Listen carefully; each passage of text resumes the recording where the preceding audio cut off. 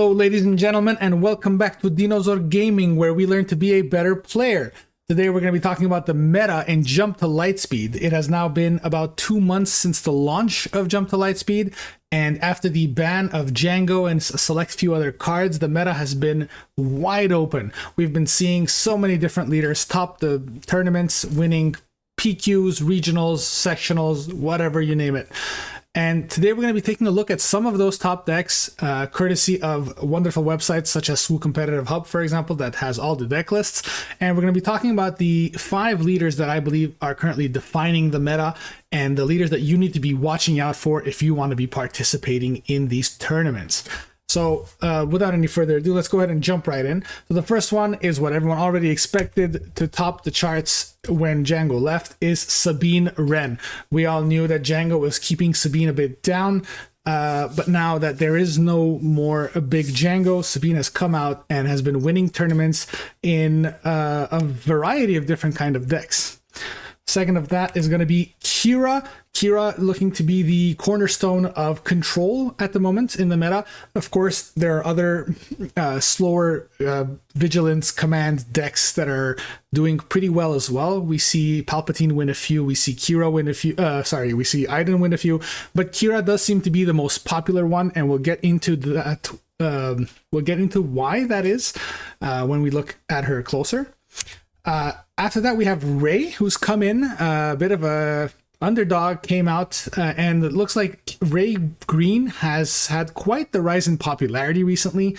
And the sheer amount of overwhelming units that you can put in, and they're not big units, they're small, they're annoying, they restore, but you can usually outlast your opponent with them. And it looks like Rey is one of those decks that you need to keep in mind as well. Finally, on a bit more aggressive side, we have Darth Vader, one of the only pilots that have actually had an impact on the meta. It looks like Vader is a deck that has quite a bit of flexibility in that it is an aggro deck that has a slight bit of control, so it is able to fight off all the other fast decks and yet still pose a threat to those late game control decks. And of course, last but not least, we have Han Solo. Han Solo did get hit slightly with the ban list, losing DJ, but it looks like Han has reverted back to its set 1 days and playing command rather than double yellow, and it's had quite a few successful tournaments recently. Now, of course, we're going to give an honorable mention to Quinlan. Quinlan is still good, is still strong. It was good when Django was around, it still is good today.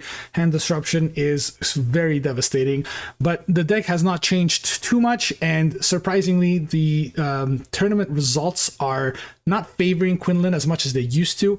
That said, in my previous Break the Meta video, we went quite deep into Quinlan and how to play against him, and nothing has changed there. So if you want to see something about Quinlan, go ahead and check that out. So before we jump in though, let's take a look at what kind of bases these guys are running, because we would be quite remiss if we don't mention it, because a vast majority of decks, especially these, are running Data Vault on Sabine, Data Vault on Qi'ra, Data Vault, Data Vault, Data Vault. Just kidding, Vader does not run Data Vault.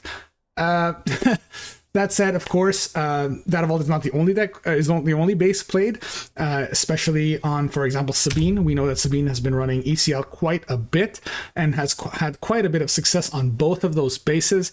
But Data Vault does seem to be the prevalent base at the moment, command already being a pretty strong color, but on top of that, it looks like the Data Vault's 10 extra cards is not as much of a downside as people thought, and having 3 extra health on your base, while it doesn't sound like much, 10% of a base is quite a bit, especially if you're comparing it to what people were running in 25 health bases. That extra 3 or that extra 8 health is enough to buy you an extra turn, sometimes even 2. And considering that most games in Star Wars Unlimited end at, I only needed 1 more action to kill you, that extra 3 health matters quite a bit. So let's go ahead and jump in. First things first, I'm going to remove this beautiful face. There we go. And we're going to take a look at what I call the greed versus speed chart.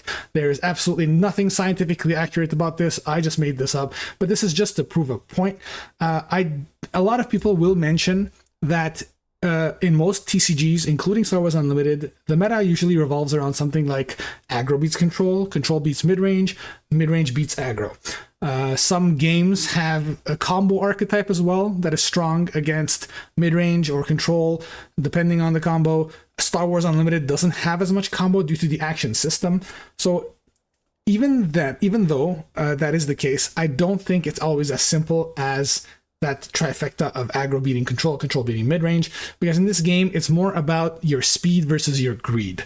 And what that means is that in general, if you are playing a deck, you are usually stronger than someone who is just a little bit faster but less greedy than you. So if we take a look at, for example, Sabine, a very popular deck, it is a pretty fast deck. It is not the fastest deck out there. There are a lot of other decks that can dish out way more damage than Sabine, but usually they end up being way more fragile. Like, for example, Kylo Ren. We have also seen some other niche decks like Wat Tambor or other aggros, but Sabine, being just a little bit slower than them and just a little bit sturdier, is able to beat them. That said, something even a little bit slower than Sabine and just a little bit greedier like Vader has a good time against Sabine. But if you go too far up into the greed aspect, and let's say you're playing a Palpatine deck that is extremely greedy, you're not going to stand a chance most of the time against something that's extremely fast, because the gap between the speed and greed is just way too big. So if you look at, for example, once again, that Palpatine, it is slow, it is greedy, which is why it is able to beat something that's just a little bit faster than it. For example, the Qi'ras and the Rays that are running around. So it's just a chart that shows like how the decks interact with each other. Of course, we have in the middle some outliers. I'm showing here Han, but of course there's other decks that are just as flexible, like Anakin, for example, decks that could be built in either way, whether to be faster or greedier.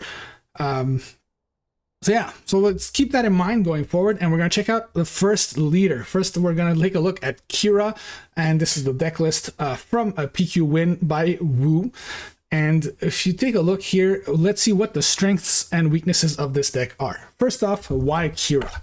Why Qi'ra instead of the other Vigilance Command archetypes? Well, for one, unlike Iden or Palpatine, Qi'ra flips at 5, and being able to flip at 5 makes you significantly faster, especially if you're ramping on turn 2. You're basically flipping on turn 3.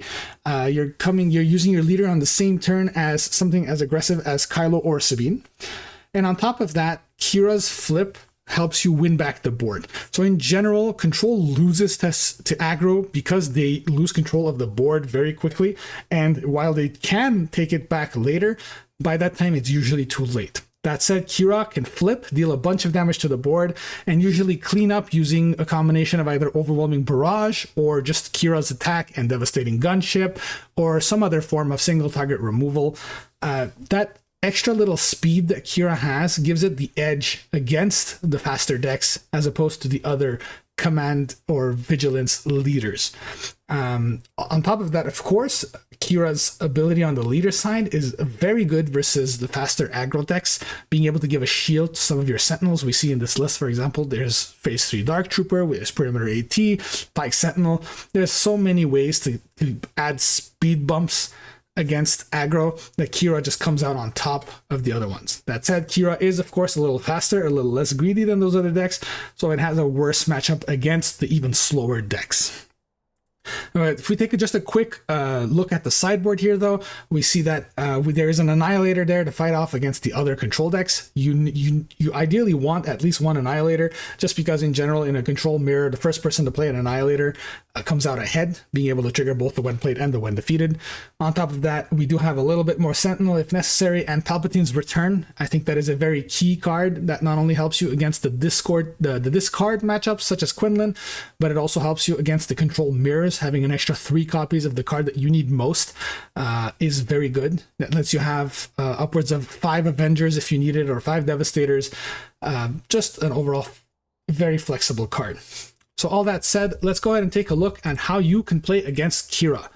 So the first one is something we mentioned, is don't fall into the leader flip trap. Qi'ra, of course, when she flips, deals half of everyone's health. Every single unit on the board loses half, goes back to full, and then loses half their health.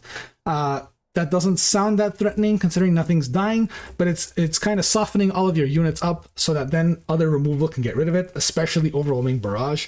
So you want to be ready for that flip, either through having shields on your units to not take the damage, or just having a unit already there in place to get rid of the Qi'ra as soon as the flip happens. Just something that you need to keep in mind when playing against Qi'ra. Don't let that flip be easy. Make it as unappealing as possible, and very often when it is unappealing, the Qi'ra player will not flip, will hold on to it, because Qi'ra is one of those leaders that you don't usually flip as soon as you can. You want to hold it for the best possible scenario. Second point, of course, being play around typical removal. We know that there's almost always going to be Power of the Dark Side, Takedown, Fell the Dragon in these decks. You want to play around them as much as you can. Do not play your big threats on the key turns that they can do those. Don't play something that has 5 health when they have the potential for a takedown. Don't play your biggest threat when you have nothing else on the board, because it's just going to get Power of the Dark Sided. So just you need to keep in mind what are the possible removals and make sure you play around it. Of course, you can also disrupt Qi'ra's hand. In general, control decks don't have a lot of card draw in this game. There are not too many tools for it. Yes, there is Dr. Pershing, but that's pretty much it, other than very late cards like Reinforcement Walker. So early targeted hand removal or just a lot of hand removal will usually hinder these decks, especially Qi'ra. Now, a very important point is do not try to outvalue. You saw how much late game these decks have. There were 3 Vaders, 3 Mauls, 3 Walkers, and so many other late game units that it is almost impossible for you to try to match them one for one. You need to understand that at some point it is less about winning the board and it's just about dealing as much damage as possible. Healing is very limited in this game, and even those slow control decks like Qi'ra usually only have a very minor amount of healing in Vigilance or Reinforcement Walker. So if at some point you say, okay, that's it, I think the board has reached a state where I can no longer win it, you need to just go all out and hit the base and go for the kill.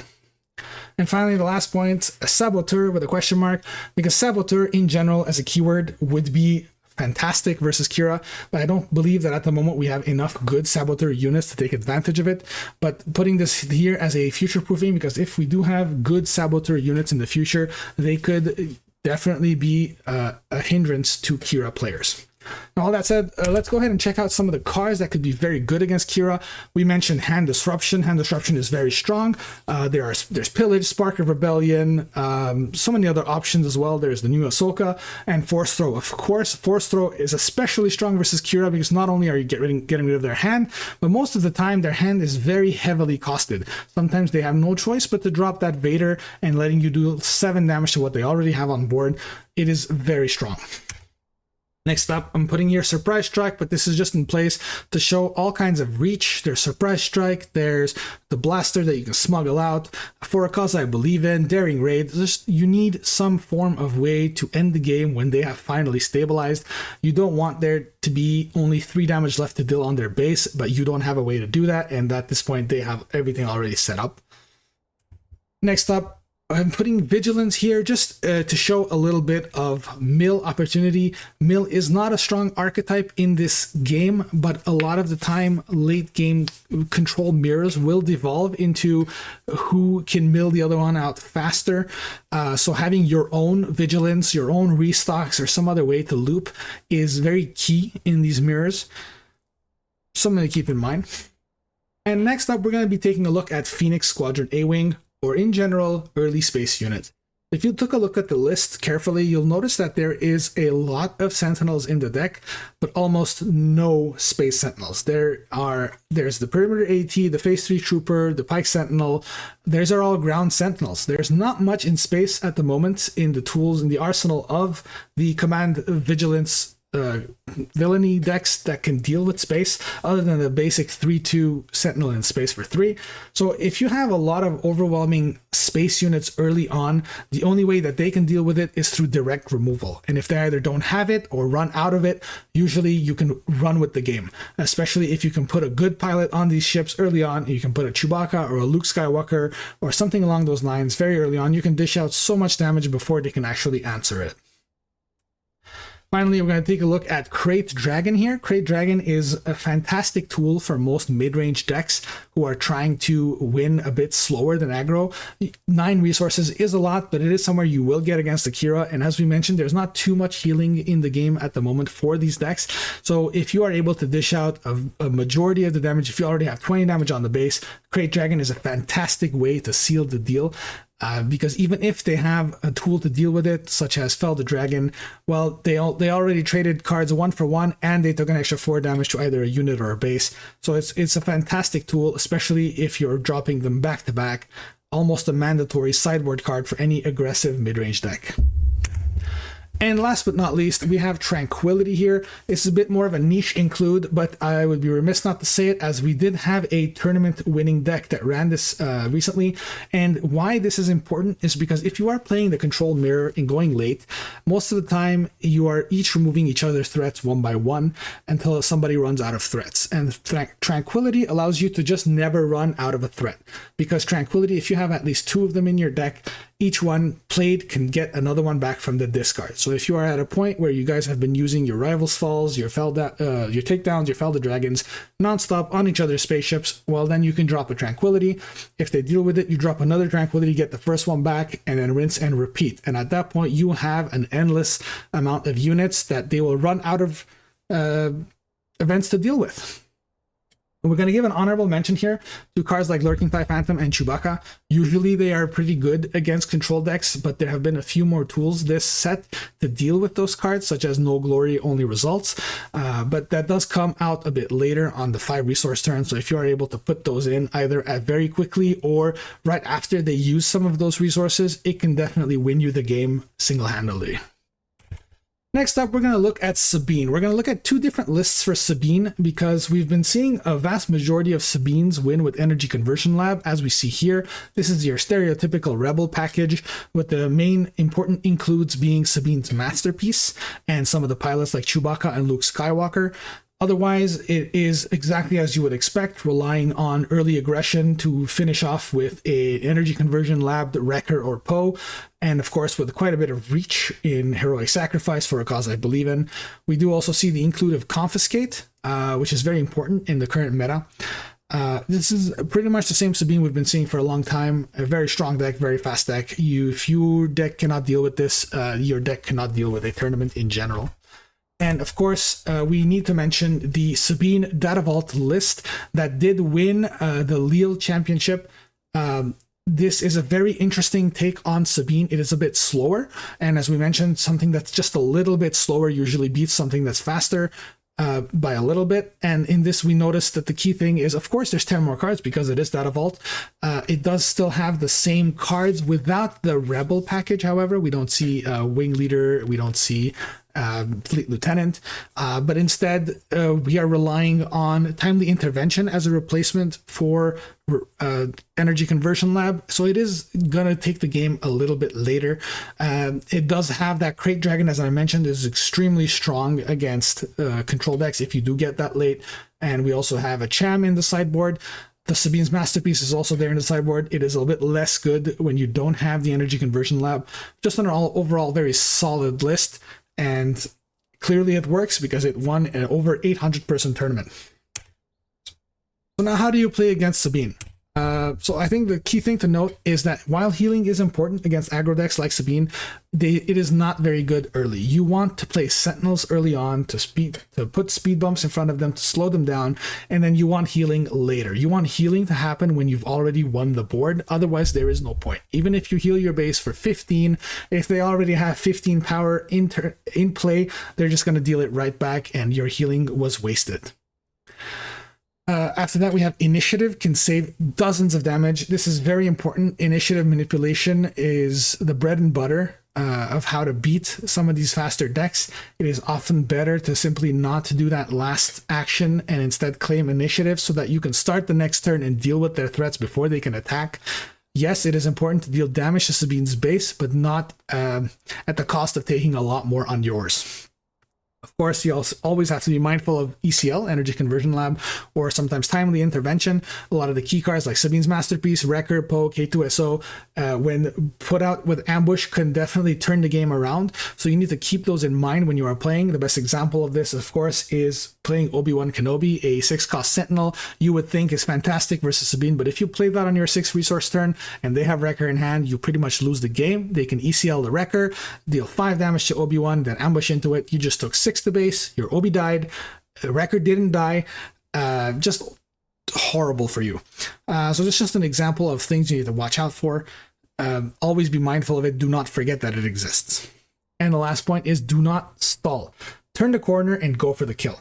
What does that mean is that a lot of the times I will see players playing against Sabine to finally win the board when they still have 7 or 8 health left on their base, and they think that they've won. They start slowing it down. They start using some of their big creatures to deal with the small ones.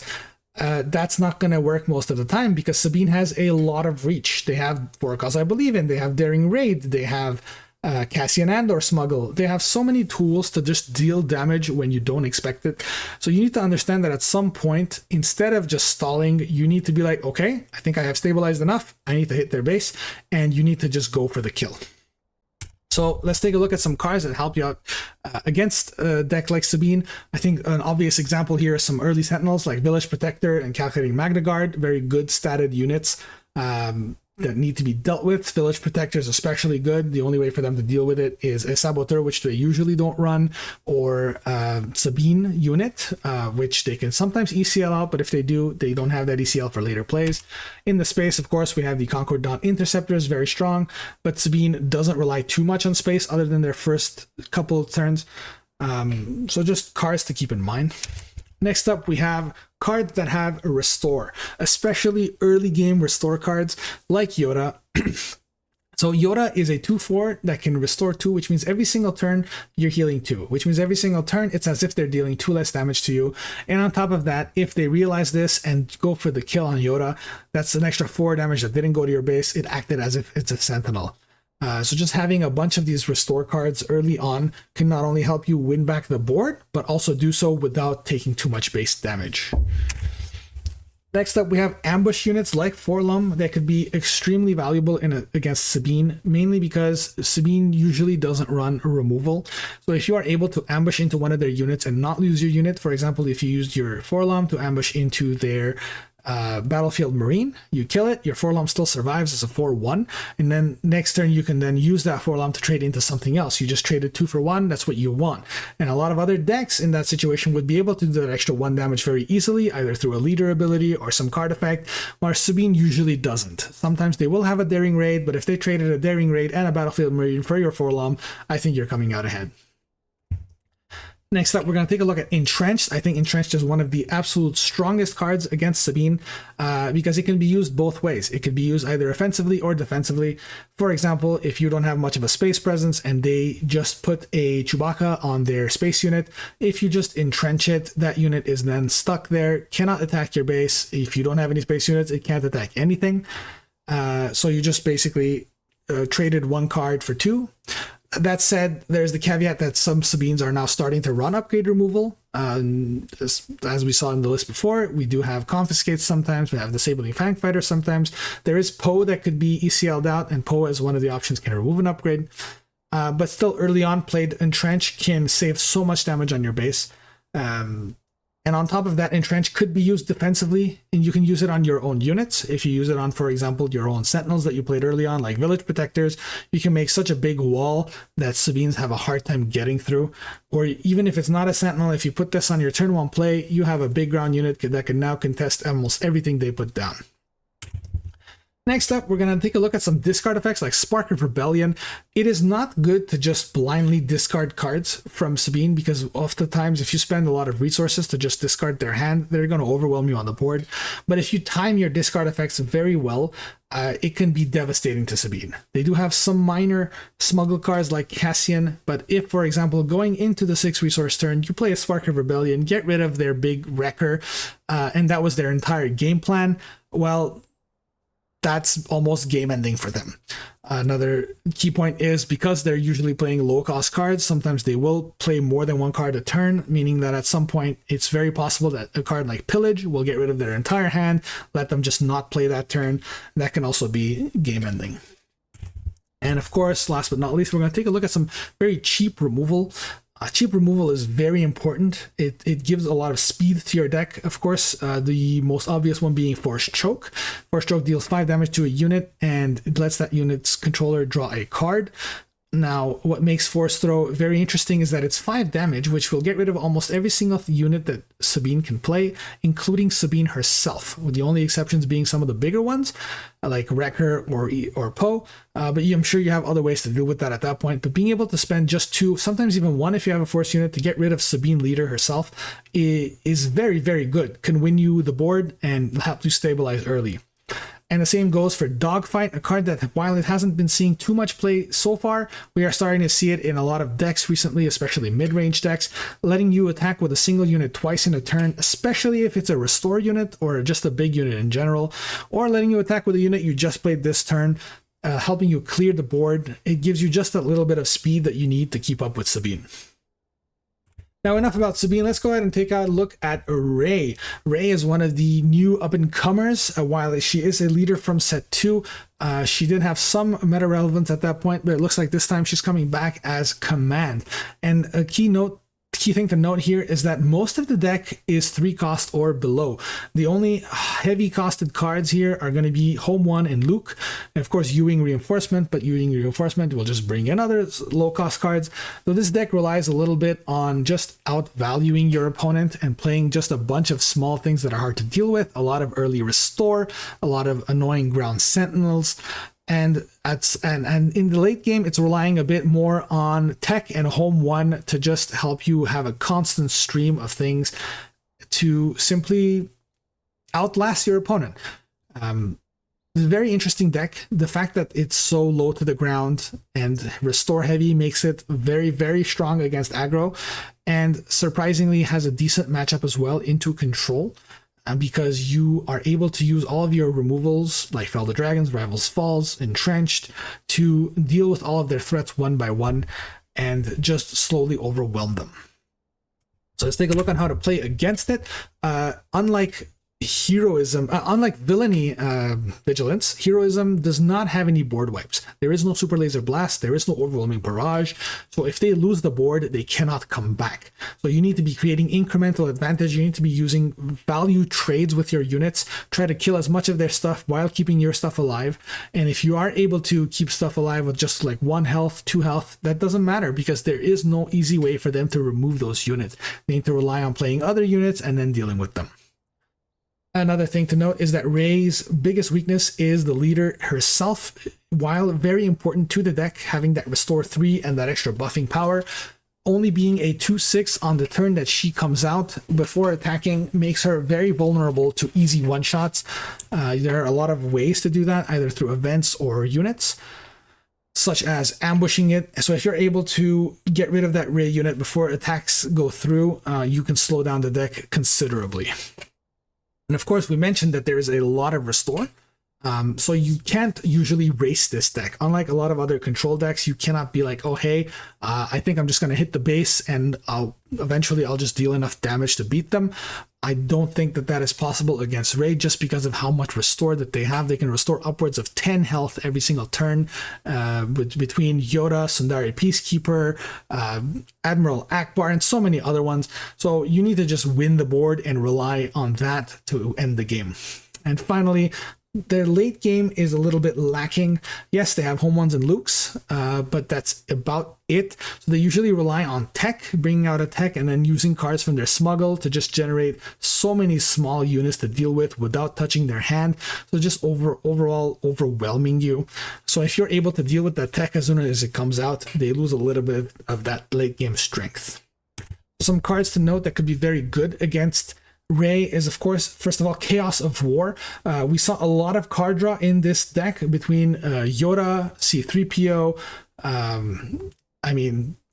Obi-Wan sometimes. They have so many other ways of drawing cards as well, so it is not odd to see them have upwards of 6-7 cards in hand. So spending 3 resources to deal 6 or 7 damage to their base is very strong. Even if you do sometimes have to pay the aspect penalty here and pay 5 for this card, it's definitely a considerable mention. Next up, we have cards like Plo Koon or other ambush units that have high attacks, such as Maul. They are very good against this deck, especially because you're able to kill that Rey before it gets to attack, and that is usually very devastating blow to Rey, and especially if you're able to survive that hit. As Plo Koon, you come in and ambush it, destroy Rey, and now you still have a 3-4 in play that can potentially attack for 6. It sets them behind quite a bit. Next up, we have low-cost removals like Traitorous. Traitorous is devastating to this deck, especially because they have so many 3-cost or below cards. Almost every single card in their deck is a target for Traitorous, and yes, of course, there are ways to remove Traitorous. They have Traitorous themselves, but if you time it correctly when they don't have an easy way to deal with it, you can, for example, steal their Yoda, use it to defeat another one of their units, and you just basically got rid of 2 of their units. You restored. If that Yoda died, you get to draw a card. You essentially traded 3 for 1. Always worth it. And on that note, I'm going to get some flack for this, but I think a very important card versus Rey could be Calculated Lethality. If you are dealing with a lot of this deck in your meta, this is a card that's worth mentioning for your, at least your sideboard. Defeat a non-leader unit that costs 3 or less for each upgrade that was on it. Give an experience token to a friendly unit. They're going to be having quite a bit of experience tokens on their unit. A good example is if they put down Village Protector, then use Rey's ability to give it an experience. There are now 2 upgrades on this, and it does cost 3 or less. So if you already have a unit in play and they just played that Village Protector to try and put a speed bump, well, you can use this card, get rid of the Sentinel, give 2 experience to your unit, and now you have a huge unit and they have nothing, and that is a very big board swing. Next up, we do have some other cards that can get rid of their healing, such as Wolf, or I think there are a couple of other cards that have a very similar effect to not allow bases to be healed for this phase. This could be good, especially when you're at the end of the game and you need their restores to not work. You can drop this and then buy yourself a turn for your reach to come into your hand, or deal out just enough damage to kill them before they can heal back to full. A very interesting card as well to note is Relentless here. Relentless is already used in a lot of control matchups, but it is extremely strong against Rey because they don't really have a good way to deal with this. Most of their late game is, of course, Luke and Home 1, and Luke only gives -6/-6. Home 1 is only a 7/7, and all of the rest of their removal is usually event-based. So if you put down a Relentless, they need to drop at least 2 events to get rid of it. Unless they're running Radis, which most of them aren't. But even then, I think Relentless is a card that's almost a checkmate against Rey. Definitely worth a mention. And finally, we're going to take a look at cards like Ruthless Raider, the perfect stat line in general versus Vigilance. 4/6 avoids takedown, avoids Fell the Dragon. And because this is not a villainy deck, there is no glory only results, so you can't even deal with this easily. So Ruthless Raider in general will deal a minimum of 4 damage to their base on top of the units, but usually ends up doing more than 10 damage by itself. Next, we're going to take a look at Darth Vader. Darth Vader, one of the new up-and-comers from Jump to Lightspeed, one of the only pilot leaders to actually make a splash in the meta. And what's interesting about this is, just like Rey, it does run almost exclusively 3-cost or below cards, with some, of course, minor exceptions like the Patrol Fighter. But what's different about this deck from a lot of the other aggressive decks is that it also runs some removal.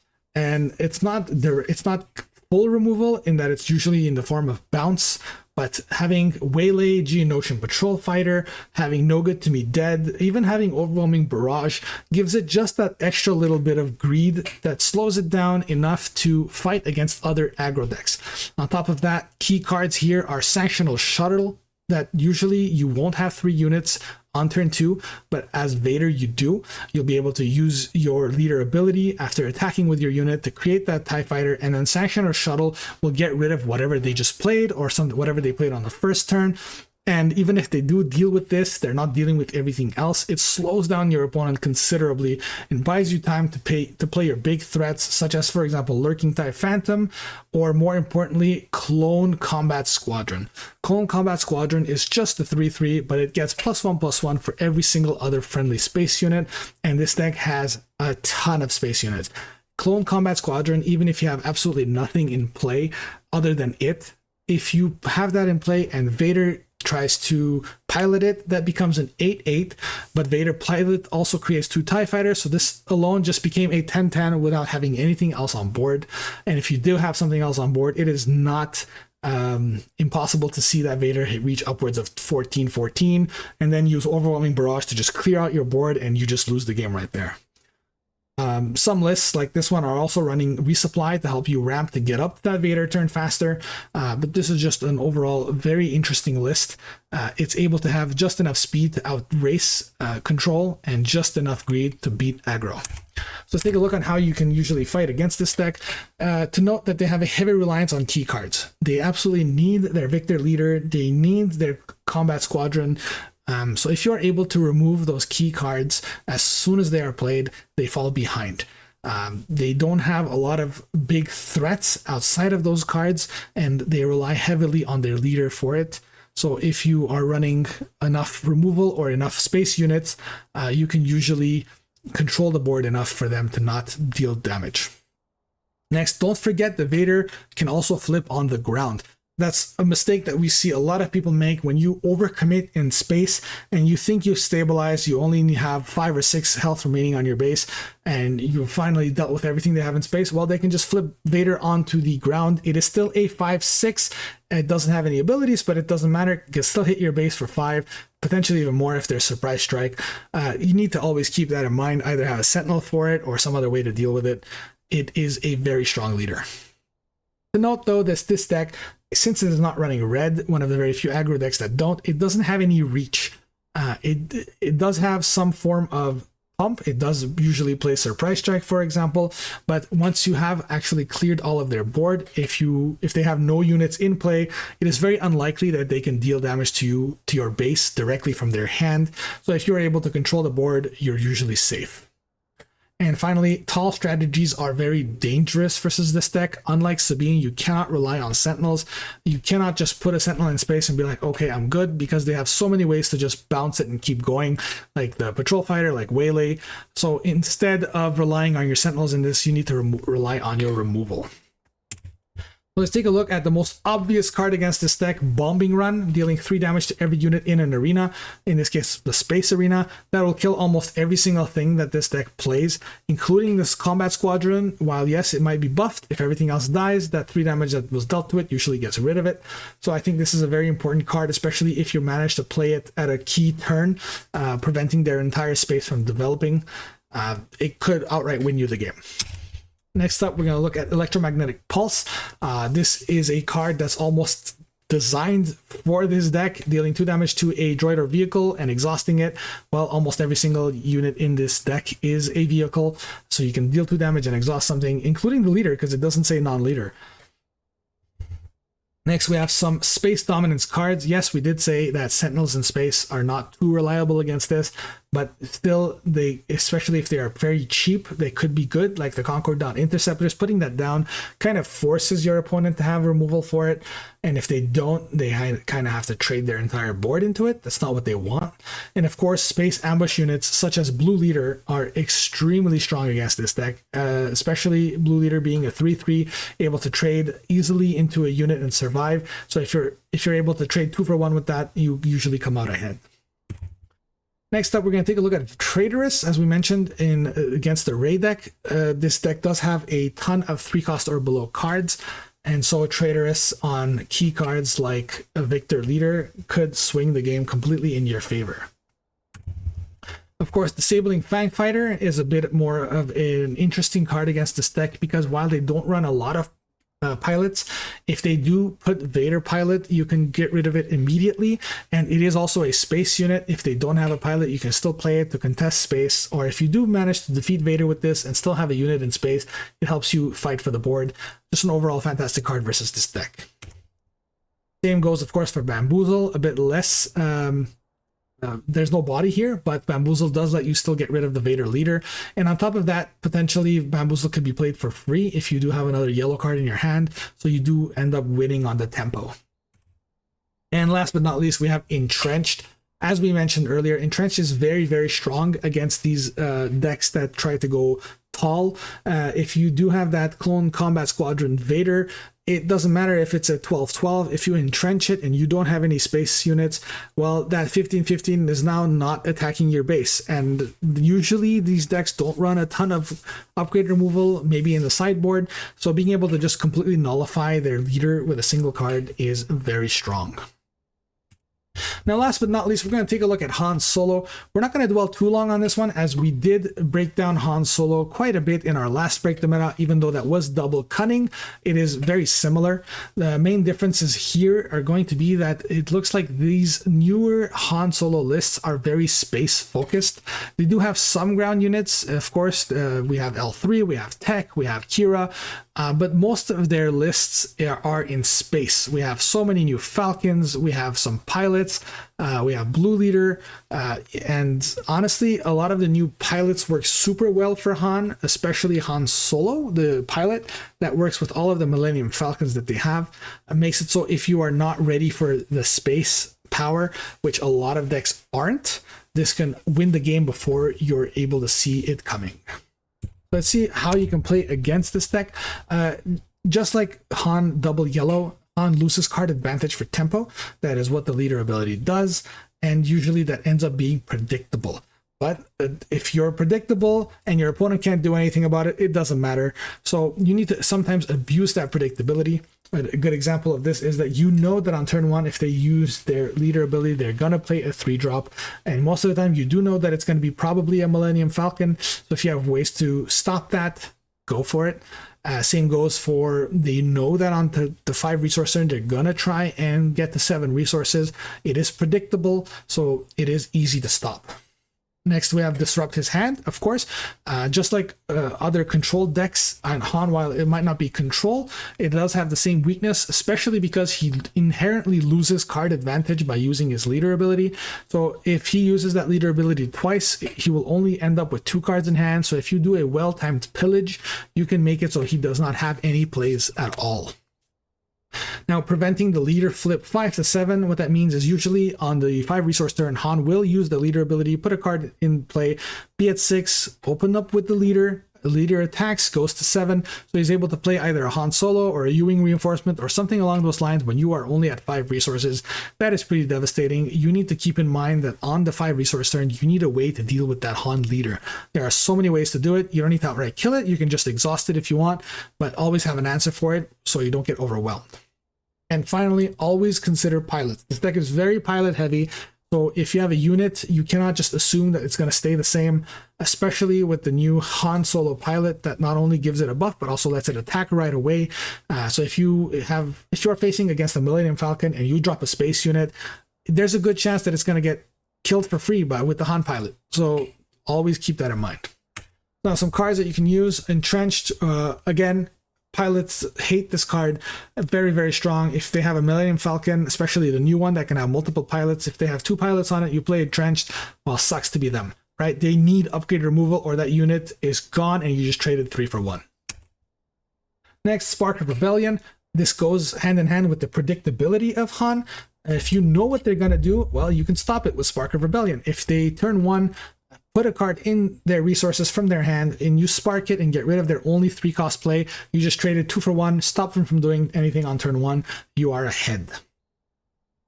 Next up, we have cards like Plo Koon or other strong ambush cards. These are very, very good against Han because they let you outright one-shot the leader when it flips. Definitely not only stopping that 7 resource play, but also making it so next turn they are still only at 6 resources. So you slow them down by 2 turns and they have to deal with this body. Next, we have Scanning Officer. Just in general, a fantastic card against any Cunning Heroism deck. Cunning Heroism has so much smuggle cards, usually upwards of 10 to 15 of them, and if they have tech in play, every single card that they have is smuggle. So a Scanning Officer, especially if well timed, like on turn 1 after they put a card into their resources, and you play this, you get rid of even just 1, they're back down to 2 resources, they just wasted their turn, you have something on board, they don't. It's so strong versus this deck. Next we have Cham Syndulla. Cham usually played against other ramp decks, and while Han generally is not a ramp deck, using that temporary leader ability is still good enough for Cham. So if they use this on the 4 resource turn, they go to 5 and you play Cham, you also go to 5. At the end of the turn, they go back down to 4, you do not. So now you are ahead on resources and they have a 5-4 to deal with. Just very strong card against Han. Next up, we have Traitorous again, looking more and more appealing at the moment. And once again, it's because a lot of their cards are 3-cost or below, especially all the Millennium Falcons that they usually want to buff up. If they have a Millennium Falcon with a pilot on it, well, you can Traitorous it, and now that is your pilot. And they need to deal with it somehow. Of course, they could bounce it, but at the end of the day, you've slowed them down enough, and that's what you want. And finally, we're going to look at some cards that target specific cards. As we mentioned, there's a lot of Millennium Falcons in this deck. There are anywhere from 8 to 9 because there's 2 3-cost and the 6-cost. So something like Clear the Field can return multiple of them back to their hand. Even if they have the 6-cost in play, as long as they have the 3-cost as well in play, you can bounce both of them just for 2. That's usually a big enough swing to stop them from taking over the game.